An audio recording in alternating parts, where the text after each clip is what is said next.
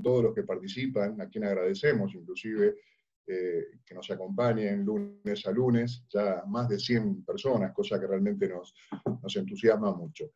Así que bienvenido, hoy nos va a acompañar, va a ser un poquito un tema diferente, va a estar el doctor Zavala, que nos va a contar un poco sobre los pronunciamientos judiciales en tiempos de pandemia. Así que le damos una bienvenida al doctor José Zavala, como ustedes saben es abogado, es especialista en temas de relaciones laborales, y también una bienvenida a Mariano Muñoz, que es quien conduce la Comisión de Relaciones Laborales en ADRA. Buenas tardes a todos, buenas tardes Mariano. Hola, buenas tardes, ¿cómo andan todos? Pero muy bien, arranquemos con una buena semana. Vale una aclaración, José decidió estar solo, no es que salieron todos corriendo y lo dejaron solo.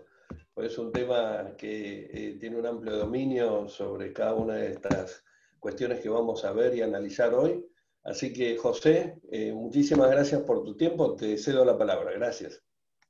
Muchas gracias a Juan Carlos, muchas gracias a Mariano. Bueno,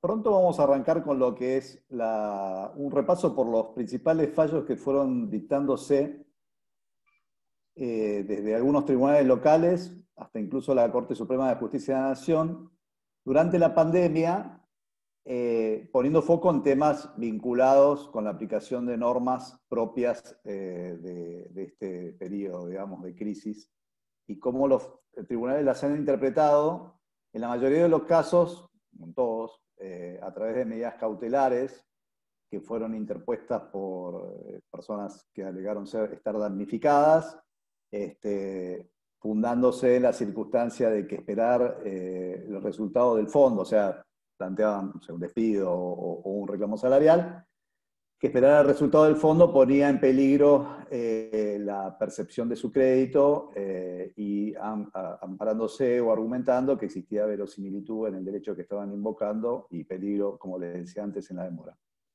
Pero antes de arrancar con el tema de los fallos, y pese que cuando Mariano me invitó, le dije, mira, no hay mucha novedad normativa, como siempre nos pasa, antes de cada spot, aparecen algunas cositas que se suman a otras normas que pudieron haberse dictado a fines de la semana próxima pasada y que quería repasar en los primeros 10 minutos, porque me parece que algunas de ellas tienen importancia para todos. Bueno, para empezar, en el día de hoy se publicó el decreto 714 del 2020, que es el que prorroga las normas sobre ASPO, o sea, aislamiento social preventivo obligatorio, y DISPO, distanciamiento social preventivo y obligatorio, hasta el día 20 de septiembre próximo, inclusive. En general, las normas son semejantes a las que se fueron dictando en decretos anteriores, cuando se produjo la prórroga. Quizás la novedad más importante que fue comunicada por el presidente cuando anunció esto fue la autorización para realizar reuniones al aire libre de hasta 10 personas, manteniendo la medida de prevención y la distancia mínima de 2 metros entre persona y persona. Y la incorporación de algunas actividades como exceptuadas para, digamos, de las restricciones, como pudieron haber llegado a ser ciertas actividades deportivas y turísticas en determinados puntos del país, como por ejemplo en Misiones la visita a las cataratas por parte de los provinciales de ahí. Por otro lado, lo que observamos, que también esto es público y notorio porque lo hemos estado viendo en las noticias de la última semana, es que hay un retorno a la situación de aislamiento social preventivo y obligatorio de algunas zonas del interior del país, en la provincia de Entre Ríos, en la provincia de Santa Fe, en la provincia de Córdoba, en la provincia de Río Negro, en la provincia de Jujuy, no en toda la provincia, pero sí en algunos partidos, a partir del incremento de la transmisión, de los casos de transmisión comunitaria del COVID-19. Por lo demás, se mantienen estas normas laborales que supimos ver, la necesidad de brindarle transporte o hacerse cargo del reconocimiento del transporte para las personas que tienen que trasladarse para cumplir actividades que no son consideradas críticas, digamos, o esenciales, Y por el otro lado, la dispensa de seguir trabajando a favor de las personas mayores de 60 años, de las trabajadoras embarazadas, de los trabajadores y trabajadoras sujetos a enfermedades de riesgo y de los progenitores de hijos en edad escolar que se mantengan en la casa al cuidado del hijo porque no tienen otra alternativa distinta como para poder sustraerse de esta obligación o para poder relevarse de esta obligación. La otra gran novedad de la semana fue la implementación o la consagración de la etapa 5 del ATP, del Programa de Asistencia al Trabajo y a la Producción, que partió de la decisión administrativa 1581 del 2020, también con un esquema semejante respecto a dividir con respecto al salario complementario y al reconocimiento de la reducción del SIPA o de la postergación del pago del SIPA, las actividades entre actividades críticas y no críticas. En las actividades críticas, recordamos que el salario complementario es equivalente, en este caso lo que se toma como base para efectuar el cálculo de lo que se va a reconocer es el salario del mes de julio del 2020, lo que se reconocería como salario complementario en las actividades críticas o afectadas en forma crítica es el 50% del salario neto, con un piso de un salario mínimo vital y móvil y un techo de 2 salarios mínimos vitales y móviles, teniendo en consideración que la suma del salario complementario en ningún caso puede superar el salario neto correspondiente al mes de julio. O sea, es como una doble vía de limitación de lo que puede llegar a ser el monto a reconocer. Y en aquellas actividades no críticas, también el reconocimiento es del 50% del salario neto de julio, que no puede ser superior a un salario mínimo vital y móvil, y que a su vez ese salario complementario no puede ser superior, o sea, este salario mínimo vital y móvil no puede ser superior al salario neto correspondiente al mes de julio del 2020 de cada trabajador. Con posterioridad, la Administración Federal de Ingresos Públicos dictó la resolución 4.805 del 2020, en virtud de la cual se estableció que el plazo para inscribirse, para acceder a la ATP, corre desde el 28 de agosto del 2020 y hasta el 30 de septiembre de 2020, con lo cual está venciendo el lunes, martes, miércoles y jueves de esta semana. Y por último, que ya lo he comentado yo en algún momento, se publicó en el Boletín Oficial la Ley 27.562, que estableció modificaciones en la Ley 27.541 y, digamos, destinadas a generar una moratoria especial habida cuenta de la crisis económico-financiera que ha traído aparejado la pandemia del COVID-19. En algún momento ya hicimos un repaso, pero creo que vale la pena volver a hacerlo para que por lo menos tengan los tips de lo que es esta moratoria a la hora de analizar si vuestras compañías están en condiciones o tienen interés en acceder a ella. La moratoria incluye todas las deudas previsionales impositivas y aduaneras vencidas hasta el 31 de julio. Hay plazo hasta el 31 de octubre para inscribirse, con un primer pago en diciembre. Las deudas previsionales se fija que pueden ser abonadas según se trate de... O sea, la ley divide a las personas físicas y a las medianas y pequeñas empresas de aquellas personas jurídicas que no revisten este carácter, digamos, ¿no? Las deudas previsionales, en el caso de las grandes empresas, para llamarlas, digamos, de algún modo, se pueden pagar en un plazo de 48 cuotas y en el caso de las MIPYMES y personas físicas 60.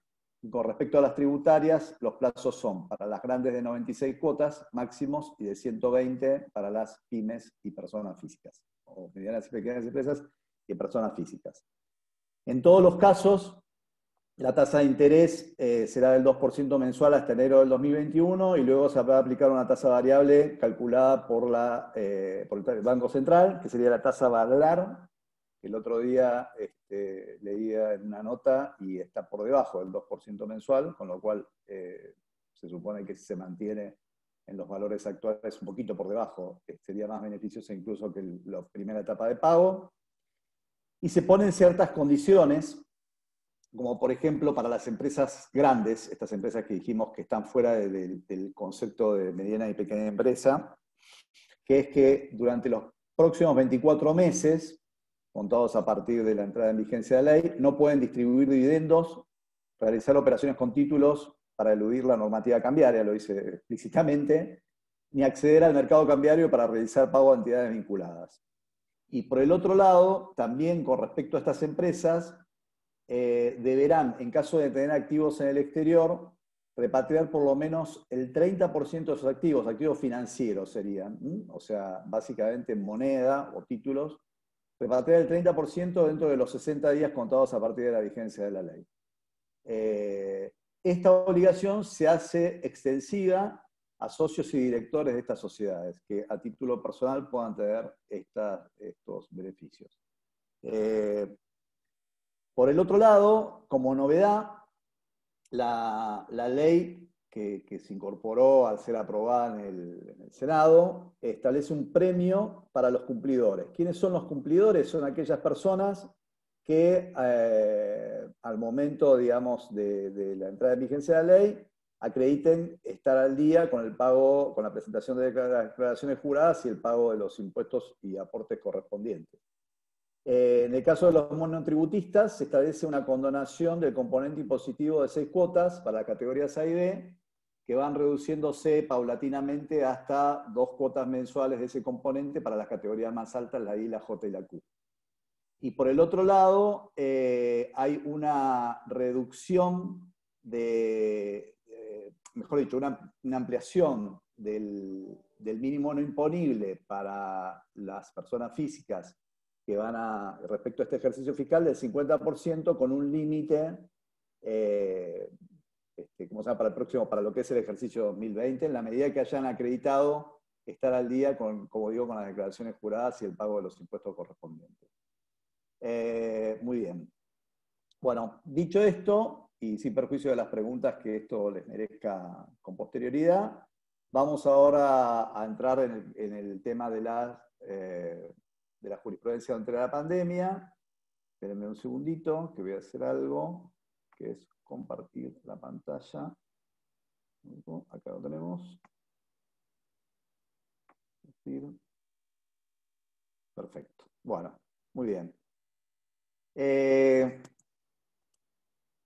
Segundo. ¿Está? Muy bien. Bueno,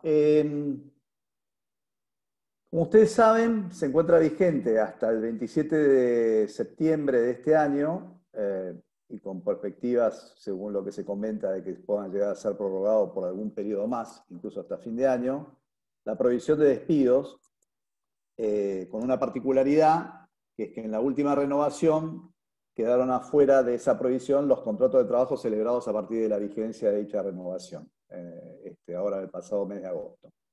Pero bueno, todavía se siguen dictando sentencias, o sigue habiendo pronunciamientos respecto a algunas cuestiones que trajeron aparejada la aplicación de esta prohibición, que como ustedes recuerdan, es una prohibición absoluta, alcanza a los despidos sin causa y a los despidos por razones económicas, o sea, tanto por falta de trabajo como por fuerza mayor no imputable al empleador, y su sanción es la nulidad. Esto quiere decir que el acto de despido es nulo, y por lo tanto no está destinado a producir sus efectos, esto es la extinción del contrato de trabajo con el pago de las indemnizaciones correspondientes.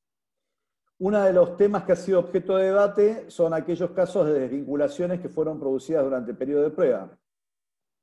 Y así tenemos, por ejemplo, que el 13 de mayo del 2020, la Sala de Feria de la Cámara Nacional de Operaciones del Trabajo, en un caso Grasso Viola con Chevron, interpretó que el decreto 329 del 2020, que en aquel momento regía y que generaba la prohibición de los despidos, lo que pretendía era impedir la consumición de despidos durante el transcurso del mismo, en la medida que tiene que ver con el allanamiento social preventivo y obligatorio, y esto en defensa de puestos de trabajo sin observarse ninguna distinción al respecto. O sea, acá no hay una distinción en este fallo entre lo que podría llegar a ser el periodo de prueba y el contrato de trabajo por tiempo indeterminado una vez finalizado el periodo de prueba. Básicamente lo que consideran el fallo, y ahora lo vamos a ver en algunos antecedentes similares, es que el periodo de prueba es un periodo propio del contrato de trabajo por tiempo indeterminado y que no tiene una modalidad de extinción propia, sino que se rige por las modalidades de extensión propias del contrato de trabajo por tiempo indeterminado. Ergo, si uno desvincula a alguien según la doctrina de estos fallos durante el periodo de prueba, lo que está haciendo es despedirlo. Y ese despido está alcanzado por la prohibición. Este mismo criterio, tengan presente que hoy por hoy, si uno lo ve desde el punto de vista cuantitativo, es el criterio mayoritario de la Cámara Nacional de Operaciones del Trabajo. Ese mismo criterio que siguió la Sala 1 en un fallo del 29 de junio de 2020, Quiñones Meneses con 25 horas y otro, la Sala 3 con un fallo Santos Bárbara con Maxegur del 22 de junio, la Sala 4 en un fallo Pérez Manuel con Fibro del 16 de julio, y la Sala 7 en un fallo del 3 de julio, Jiménez Tobar con 25 horas. Entonces tenemos la Sala 1, la 3, la 4 y la 7 que están a favor de considerar que el periodo de prueba está alcanzado por la prohibición de despidos de la normativa dictada en hecho sentido. También lo ha resuelto de la misma manera la Sala 9, en un fallo del 18 de junio, Chávez con 25 horas sobre medida cautelar. Como les explicaba, y están viendo, todos los objetos de todos estos fallos son medidas cautelares. ¿Qué significa esto? Que los jueces consideran que existe, como les decía, un peligro en la demora si no dictan una resolución, no existe una vía otra vía apta para que se resuelva el tema y que existe verosimilitud del derecho. O sea, analizan la situación a priori de la persona que acredita, digamos, sucintamente su fecha de ingreso y que ha sido despedida a través del documento por el cual se le comunicó esto, y consideran que, encontrándose bajo la vigencia de la prohibición, les resulta aplicable la prohibición de despedir, ordenando el reintegro, ordenando el pago de los salarios caídos desde el momento de la adopción del despido y hasta el momento del efectivo reintegro, e incluso imponiendo una multa por día de demora en el cumplimiento de la orden judicial si es que no se cumple en tiempo y forma.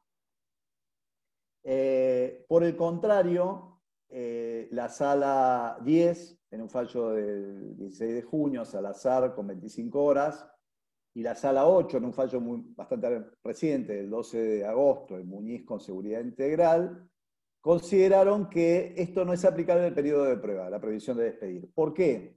Porque lo que dijeron más o menos en los mismos términos ambas salas es que en realidad durante el periodo de prueba no existe estabilidad, que la estabilidad solamente se genera a partir de la finalización del periodo de prueba, si el trabajador continúa prestando servicios, y por lo tanto no es dable considerar o decir que lo que sucede durante el periodo de prueba es un despido, sino que simplemente lo que se produce es la extinción del contrato durante dicho periodo, careciendo al trabajador estabilidad alguna, más allá de que la propia ley establezca que tiene derecho a un preaviso mínimo de 15 días y que si ese preaviso no se cumple tiene derecho a cobrar la indemnización sustitutiva.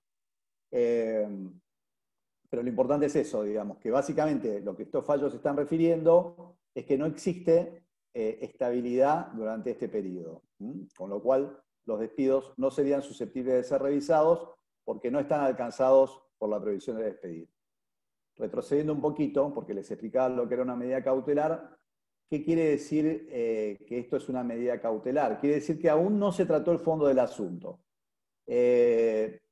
La realidad es que los juicios, todos estos juicios siguen su trámite destinados a determinar si efectivamente la prohibición debe ser aplicable en función de las características del contrato, el momento en el cual se produjo el despido, etcétera, etcétera.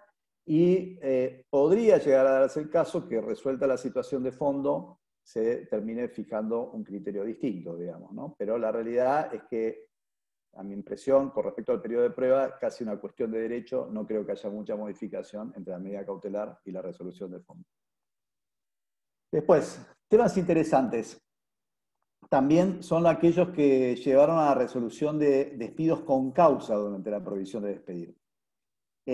Acá tenemos una sentencia del 4 de junio en los autos Laurenzo con Unión Platense de la Corte Suprema de Justicia de la Nación.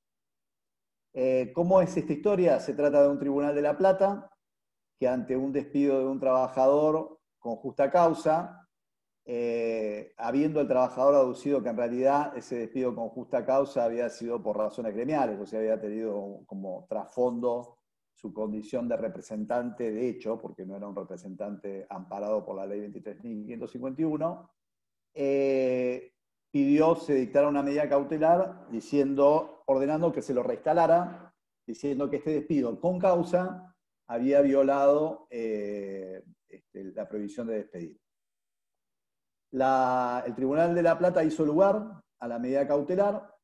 La empresa dedujo un recurso de inaplicabilidad de ley ante la Suprema Corte, que no fue tratado, y finalmente llegó por queja, primero recurso extraordinario también le fue rechazado, llegó por un recurso de queja a la Corte Suprema, la cual rechazó, hizo lugar al recurso interpuesto por la empresa, revocando la sentencia dictada por el Tribunal de La Plata, por considerar que la medida precautoria, digamos, en la medida que se esté, fijando posición sobre un tema de fondo, como puede llegar a ser un despido con causa, porque acá no estábamos como en los casos anteriores, en un despido donde no había ningún tipo de invocación de causa, sino que estamos ante un despido con causa. El hecho de solucionar esa disputa a través de una medida cautelar puede ocasionar agravios de difícil o imposible reparación ulterior, ¿ok? Porque en definitiva lo que me están llevando a mí a que los hechos que pudieron haber llegado a motivar ese despido no puedan ser tratados, o si son tratados en forma absolutamente extemporánea con relación al momento en que se produjo la medida. Entonces, dado esto, dictar una medida cautelar frente a un despido con causa haría equiparable a esta sentencia con una sentencia definitiva, cuando en realidad la medida cautelar, como les dije, es una medida provisoria. Entonces, teniendo en cuenta esto y que reincorporar al trabajador podía traer aparejado un perjuicio que era de imposible reparación, con posterioridad, hizo lugar al recurso y le ordenó al Tribunal de La Plata dictar un nuevo fallo que entendemos se va a ajustar a lo que ha sido la doctrina de la Corte.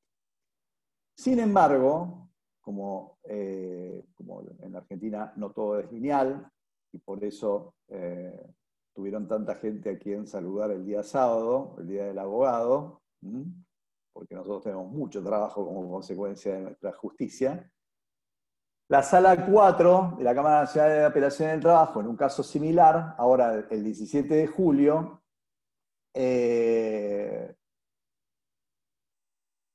resolvió en sentido contrario a lo que dijo la Corte. No tengo antecedentes de que la Corte esté tratando este caso en particular. Resolvió en un despido con causa que el análisis del decreto 329 debía ser estricto, porque si no se hacía de tal manera, se generaba una situación en donde la mera invocación de una causa formal de despido podía dejar a salvo al empleador del cumplimiento de la prohibición de esta normativa. Entonces, hicieron lugar a la medida cautelar y ordenaron la reinstalación de la persona a pesar de que su despido había sido con causa, digamos. Y acá no importa la entidad de la causa invocada, sino que en realidad lo que dijeron los jueces es que había que aplicar el antecedente de lo que podía llegar a ser la medida invocada, había que verlo con mucha estrictez, habida cuenta de la existencia del decreto que prohibía los despidos. Y priorizó el mantenimiento de la fuente de trabajo frente a la causa que podía haberse invocado para hacer lugar al despido. Esta prohibición de despidos, que en general abarca a todos los trabajadores de la actividad privada, sin distinción de régimen normativo aplicable, generó discusiones en el ámbito de los trabajadores de la construcción. No sé si dentro de quienes me están escuchando hay gente que tiene trabajadores incorporados a la industria de la construcción. Ustedes saben que la industria de la construcción tiene un régimen normativo especial, el Estatuto de la Construcción, la Ley 22250, que tiene un régimen de no estabilidad, digamos, donde básicamente los trabajadores reciben a la finalización del contrato el fondo de desempleo que surge del aporte que el empleador ha estado realizando durante la vigencia del contrato de trabajo con estos empleados. Entonces, a partir de esta circunstancia, surgió la duda en parte de la doctrina y en casos particulares respecto a si esta prohibición era aplicable a estos trabajadores que carecían de estabilidad a partir del régimen normativo propio. Y en general los fallos fueron a favor de considerar la prohibición de despido aplicable a los trabajadores de la construcción. Lo que básicamente dicen es que el decreto 329 no distingue los regímenes normativos a los cuales se aplica, y en particular no excluye ni limita la aplicación del mismo a los trabajadores de la construcción, que la protección que deviene de este régimen normativo básicamente es la preservación de los puestos de trabajo en el contexto de la crisis generada por la pandemia, y básicamente teniendo en cuenta la dificultad que un trabajador puede tener para hacerse acreedor o, digamos, acceder a un nuevo puesto de trabajo ante el elemento social preventivo y obligatorio vigente. Entonces, digamos, pone foco el fallo en la situación social que conlleva la protección de la prohibición de despedir, ¿no? Que fundamenta la protección de la prohibición de despedir y dice, a partir de esa protección social, esta calza cualquiera sea el régimen normativo donde el trabajador se encuentre comprendido. Este mismo criterio doctrinario fue seguido por la Sala de Feria de la Cámara Nacional de Apelaciones del Trabajo en una sentencia del 7 de mayo del 2020, Zafalón, Julián, con amoblamiento Remo, y en el juzgado, por el juzgado 23, que después chequeé, y efectivamente esta sentencia se consintió por parte de la parte demandada, con lo cual se ejecutó. En el caso Castellis, Brian Fabián, con Alighieri, que también se trataba de un trabajador comprendido dentro del Estatuto de la Construcción. Tema de representantes sindicales, también esto es interesante. Estamos hablando de un despido de un trabajador electo como representante sindical por un sindicato simplemente inscripto. Entonces, a pesar de eso, y haciendo hincapié en la prohibición de despedir, y aparte en los antecedentes que pudieron haberse sido dictados en su momento por la Corte Suprema, en los casos AT1 y AT2, como se los conoce, y en la causa Rossi, respecto a las ciertas inconstitucionalidades de la ley de asociaciones sindicales frente a la exclusión de la protección de la tutela para aquellos trabajadores que eran delegados de asociaciones sindicales simplemente inscritas, lo que dice la sentencia es que el hecho de que no se trate de representantes sindicales orgánicos o expresamente contemplados dentro de la ley de asociaciones sindicales no impide analizar y hacer lugar, como terminaba haciendo lugar, una medida cautelar de carácter innovativo. Lo que agrega, para el caso específico, es que cualquier amenaza al efectivo ejercicio de un cargo de representación sindical implica la posible afectación de la libertad sindical del representante y a su vez de los representados quienes eligieron a esta persona para elegir actividad de representación. Tengamos presente que se encuentran suspendidas las elecciones de delegados y de representantes sindicales como consecuencia de la pandemia, y esto también, si bien no fue mencionado expresamente por la Cámara, es un elemento que es probable que a la hora de definir una situación de este tipo pueda jugar a favor de la medida cautelar que se solicite. Otro tema de la pandemia. Bueno, esto creo que en alguna charla anterior lo vi un poquito por arriba, pero creo que es interesante recalcarlo. Este fallo, que también fue consentido por la parte empleadora, por ende, ¿cómo se llama? Está confirmado, que es del 11 de mayo, Gómez Benítez con Walmart, donde lo que se discutía era el tema del derecho de la persona a quedar al cuidado de los hijos menores de edad, niña, niño, adolescente, a partir de la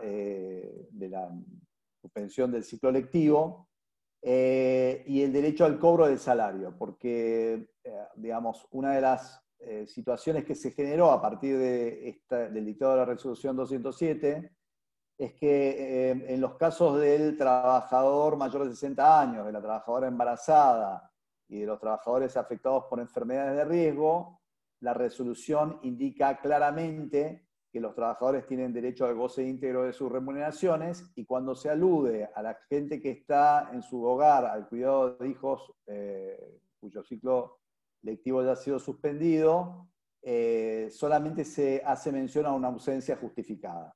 Bueno, esta sentencia lo que dice es, esa licencia, aun cuando no lo diga expresamente la norma, genera derecho a la persona a cobrar el salario correspondiente tal como si hubiera trabajado.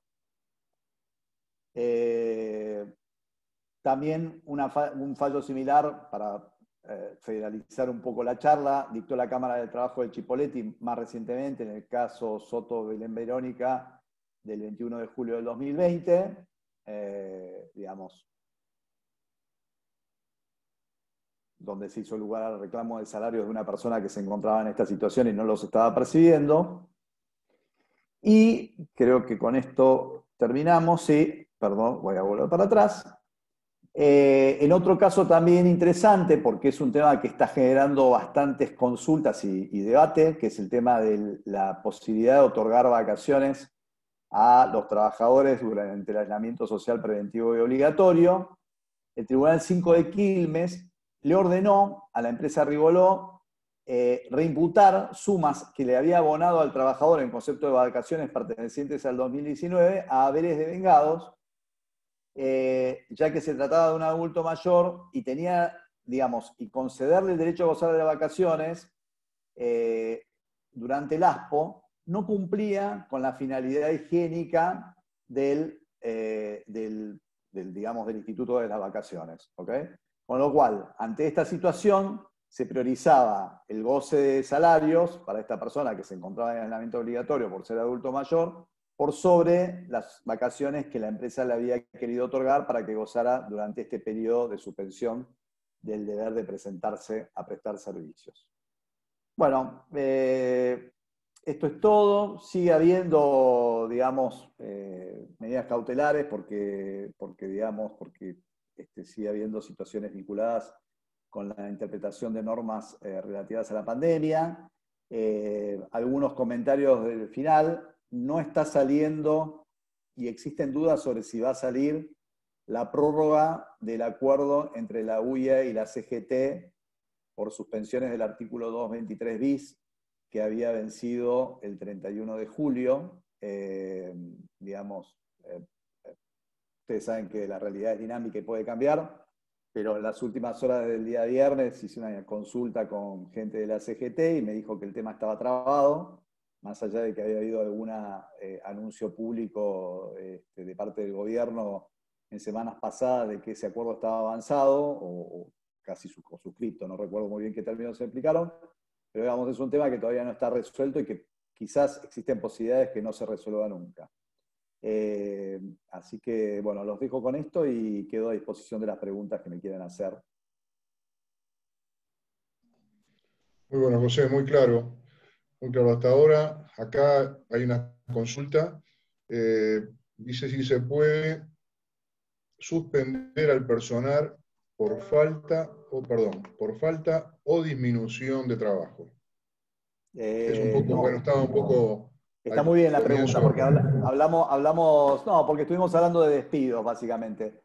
La prohibición alcanza tanto a los despidos por falta y disminución de trabajo como a las suspensiones por falta y disminución de trabajo. Lo que se dejó a salvo son las suspensiones del artículo 223 bis, que recuerden también, porque esto va a ser un tema que va a ser objeto de debate y de controversia, que se dictó un decreto.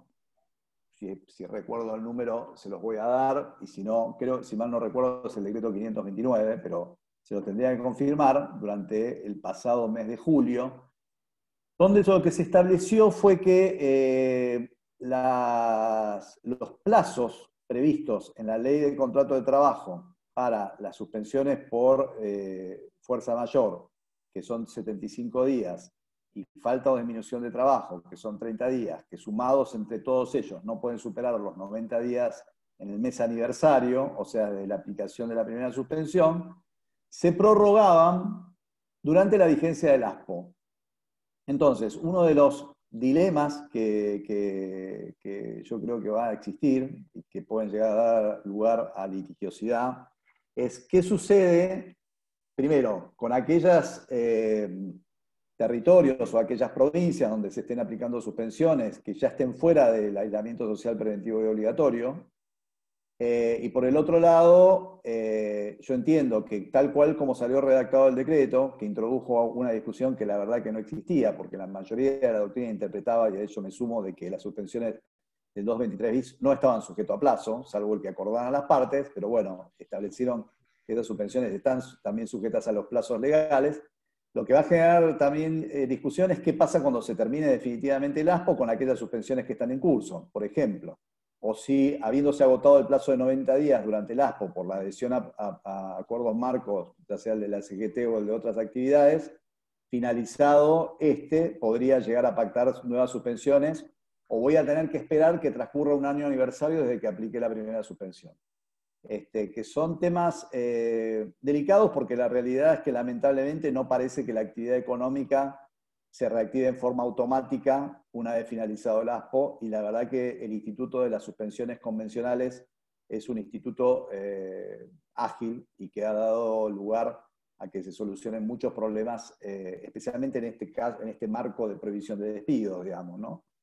Pero bueno, las restricciones que impuso el Poder Ejecutivo a partir de este decreto puede hacer que una vez que finalice el ASPO, las suspensiones estén agotadas y no sea posible aplicar nuevas suspensiones por haberse cumplido con los plazos legales. Muchas gracias, José. Hay preguntas vinculadas a temas vacaciones, ¿no? Sí. En el caso de los servicios esenciales, donde los trabajadores trabajaron normalmente durante el ASPO, ¿cómo deben tratarse las vacaciones? Esta es una pregunta, y si no fuera adulto mayor o personal que forma parte del grupo de riesgo, ¿es posible pensar en otorgamiento de vacaciones? Okay. Y algo que está relacionado también a esto, como para darle un marco genérico, ¿qué deberían hacerse? ¿Qué deberían hacer las empresas con el saldo de vacaciones del 2019 que no se liquidaron antes de abril? ¿Se mantiene vigente hasta el fin del ASPO? Okay. A ver, son tres preguntas distintas, pero voy a tratar de concentrarlas. Y si no, Juan Carlos, te pido ayuda para que me las repitas. Voy a empezar por el final. A ver, primero un marco normativo, rápido.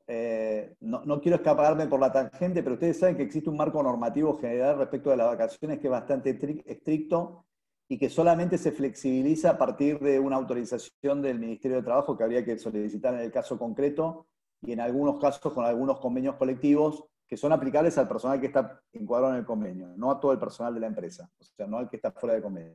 Las vacaciones hay que otorgarlas entre el 1 de octubre del año en que se vengaron y el 30 de abril del año siguiente. Hay que comunicarlas con 45 días de anticipación. El trabajador, si el empleador no se las comunica, se las puede tomar por sí con la condición de que terminen el 31 de mayo. Y el trabajador tiene derecho a reservarse un tercio de esas vacaciones para ser gozadas conjuntamente con las vacaciones del año inmediato siguiente.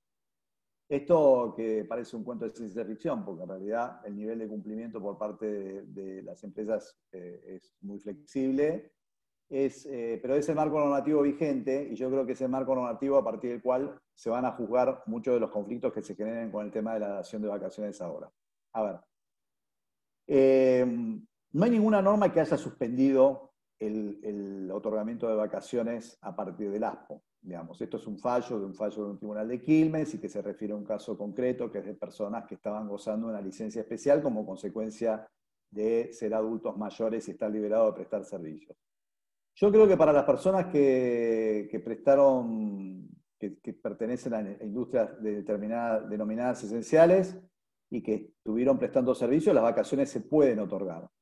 El tema ahí, como les decía, y volviendo al régimen general, es ver cuál es el régimen aplicable y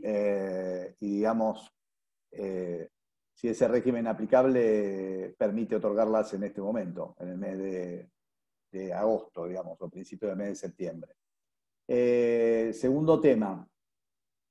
En realidad yo no hablo de saldo de dinero de vacaciones porque las vacaciones no son compensables en dinero, hablo de vacaciones. En todo caso, si yo no otorgué las vacaciones del año 2019 como consecuencia del ASPO, porque se dieron circunstancias por las cuales el trabajador no estaba prestando servicio, estaba liberado a hacerlo, etcétera, etcétera, yo entiendo que el trabajador mantiene el derecho al goce de esas vacaciones. Por supuesto, me imagino que va a haber acuerdos internos de empresa donde esto se va a sustituir por un pago, pero la realidad es que desde el punto de vista normativo, las vacaciones, lo que impone la ley es otorgarlas, digamos. El pago es algo accesorio al tema de las vacaciones.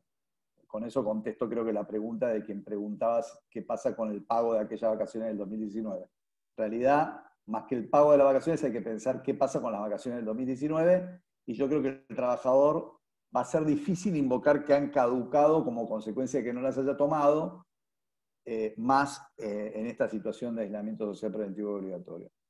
Y como consejo general, más allá de esta norma de orden público y teniendo en cuenta que el Ministerio y las autoridades provinciales no son muy estrictas o no lo han sido hasta ahora en verificar el cumplimiento de los plazos de otorgamiento de vacaciones y algunos extremos, lo que yo sugiero es que lleguen a acuerdos con los trabajadores para ver de qué manera van a fraccionar o van a ir otorgando aquellas vacaciones que hasta ahora no pudieron tomar. Repasando, tenemos las normas generales que están vigentes.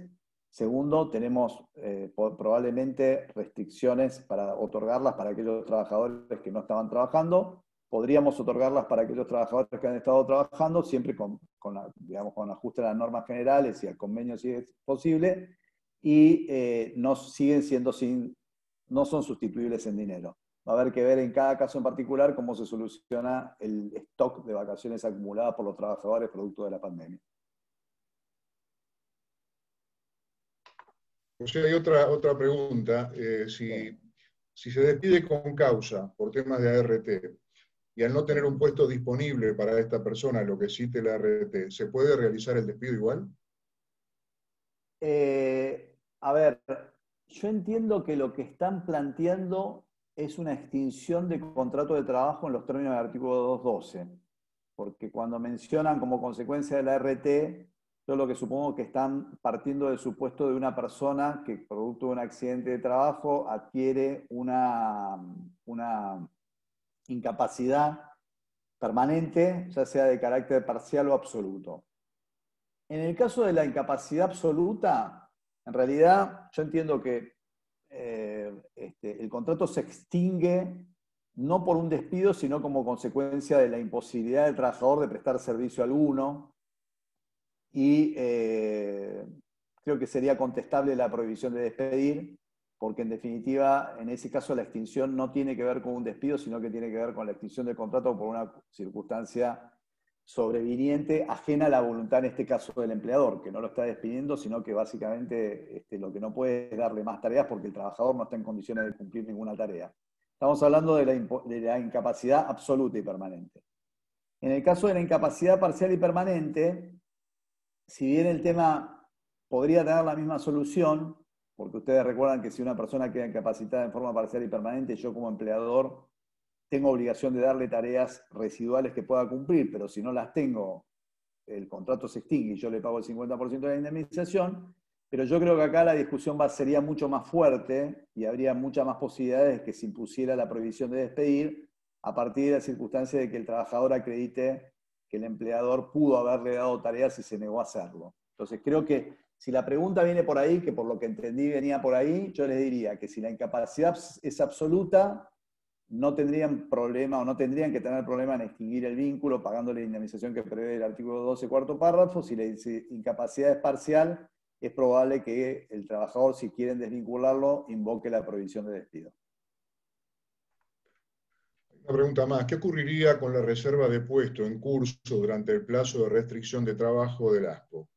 Piden vacaciones, suspende el plazo anual y aclara si la jurisprudencia relativa al periodo de prueba durante el ASPO sería aplicable a un contrato a plazo fijo iniciado con anterioridad al 20 de marzo. A ver, empiezo por la última y después te pido que me repitas la primera, Juan Carlos, ¿puede ser? Sí, Respecto al tema del plazo fijo, bueno, la finalización del contrato a plazo fijo no supone un despido, supone la finalización de un contrato a plazo fijo. En la medida que ese contrato responda digamos, a los fundamentos de fondo del derecho, que son que existe una necesidad extraordinaria y transitoria que lo justifique, y que se haya otorgado el preaviso correspondiente con no menos de 30 ni más de 60 días de anticipación a su vencimiento para que no se lo considere convertido en un contrato por tiempo indeterminado. Entonces ahí no habría despido. Después va a estar la discusión eterna que existe con los contratos a plazo, con los contratos eventuales, si estaban dadas las circunstancias de fondo y la impugnación eventualmente de esas circunstancias, de esos requisitos de fondo, del cumplimiento de esos requisitos de fondo y el pedido de que se considere esto como un despido. El riesgo puede existir, pero yo te diría que si el contrato cumple con los requisitos legales, no hay un despido, sino que hay un vencimiento del contrato. Y la otra pregunta, Juan Carlos, era... tenía que ver con qué ocurriría con la reserva de puesto en curso durante el plazo de restricción de trabajo de ASPO y de en vacaciones si suspende el plazo anual. Ok. A ver, el periodo de reserva de puesto es un periodo durante el cual el trabajador, o sea, no devenga remuneración, pero se considera a los fines del devengamiento de vacaciones como periodo trabajado, porque el trabajador no pudo prestar servicios por causas no imputables al mismo. Entiendo que esto responde a la pregunta de cómo se computa este periodo de reserva de puesto. Me parece que esa es la respuesta, si entendí bien la pregunta. Hay algunas preguntas más, vamos ya prácticamente sobre el cierre. Si trabajadores en periodo de prueba durante el ASPO, en caso de despido haciéndose uso de las facultades que otorga el artículo 92 bis, esto entraría también en la provisión de despidos. Bueno, es lo que acabábamos de ver recién, digamos. Recuerden que la provisión de despido, a partir de la última prórroga, dejó fuera los contratos de trabajo celebrados a partir de ese momento, con lo cual estamos hablando de situaciones preexistentes a la última prórroga de la provisión de despedir, y en ese caso, como vimos hasta ahora, digamos, hay una división o criterios distintos, por lo menos en la Cámara Nacional de Operaciones de Trabajo, con una interpretación mayoritaria de la jurisprudencia de que efectivamente la prohibición de despedir también alcanza los despidos durante el periodo de prueba. Y un pedido de sugerencia, teniendo en cuenta los decretos actuales, ¿qué tipo de contrataciones puede realizar un empleador? ¿Eventual, indeterminado, plazo fijo? ¿Qué sugerís ahí? Es muy, muy genérico, pero lo que es importante recalcar es que hay una resolución del Ministerio de Trabajo que considera que la demanda extraordinaria que puede haberse generado a partir de la pandemia del COVID-19 va a ser considerada como una necesidad extraordinaria transitoria en los términos del artículo 99 de la Ley de Contrato de Trabajo, que es el que regula el contrato de trabajo eventual, o uno de los artículos que regula el contrato de trabajo eventual. Con lo cual, hay que ver cada caso en particular, o sea, cuál es la necesidad que uno puede llegar a tener, pero me parece que es un buen momento para usar el contrato de trabajo eventual, que puede ser, como ustedes saben, directo entre la empresa y el trabajador, o se pueden contratar prestaciones eventuales a través de una empresa de servicios temporarios habilitada para eso. En este caso, la última pregunta, José, en el caso de que un trabajador fallece durante el mes de junio, ¿en la indemnización se puede reclamar la duplicación del 248? Qué buena, está muy buena la pregunta. No, a ver, estamos hablando de duplicación de indemnizaciones. A mi entender, la duplicación de indemnizaciones alcanza exclusivamente aquellas indemnizaciones que tienen que ver con despidos, digamos, ¿no? Ya sea que surjan de la ley de contrato de trabajo o que surjan de estatutos particulares, como puede llegar a ser el estatuto del periodista o el estatuto del viajante, etcétera, etcétera. A mí me da la sensación de que la indemnización por fallecimiento, no me da la sensación, la indemnización por fallecimiento no estaría alcanzada por la duplicación, porque es una indemnización cuyo origen no es el despido del trabajador, sino el fallecimiento del trabajador, y lo que busca es tener un carácter resarcitorio de ese fallecimiento a favor de los causavientes. Perfecto. Aclarar también que sí, que el material, por supuesto, va a estar, va a quedar expuesto a disposición.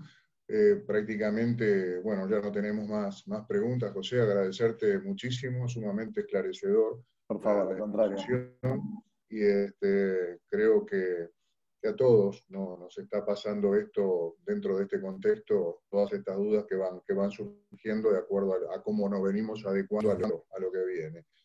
De mi parte, agradecerle también a todos los que han participado, y Mariano, te dejo las palabras de cierre. Gracias, Juan Carlos, gracias, José. No, uno lo escuchaba a José con atención y a mí, en lo personal, se me presentaba la gran duda es que la norma, al tratar de adaptarse a la realidad, ¿no? De esta realidad de la emergencia, del COVID, etcétera, va generando remedios que a futuro pueden generar profundas distorsiones. Entonces, la verdad es que venía a mi cabeza, la gente que pudo hacer continuidad de obra, por ejemplo, más allá, lo público o lo privado, y que termina la obra en medio del ASPO, ¿sí? O termina la obra en este momento. Entonces, todo el contrato de la construcción en sí está ligado al evento de la obra, fundamentalmente, una masa crítica de trabajadores.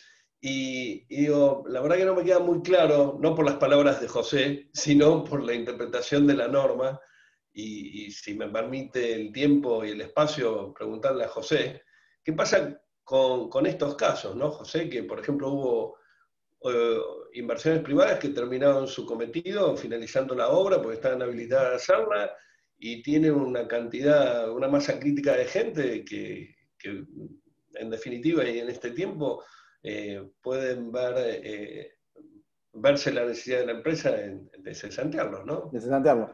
A ver, de nuevo, estamos hablando de casos particulares. Estamos hablando de medidas cautelares. Estamos hablando de situaciones en las cuales los jueces, coincido con vos, en que están generando algunas distorsiones importantes a partir de la circunstancia de no tomar en cuenta, a su vez, circunstancias, o sea, no se puede tratar como iguales a los que no están en igualdad de condiciones. Eso también es discriminatorio, ¿me entendés? O sea, hay tanta discriminación en tratar en forma desigual a los iguales como en tratar en forma igual a los desiguales, ¿viste?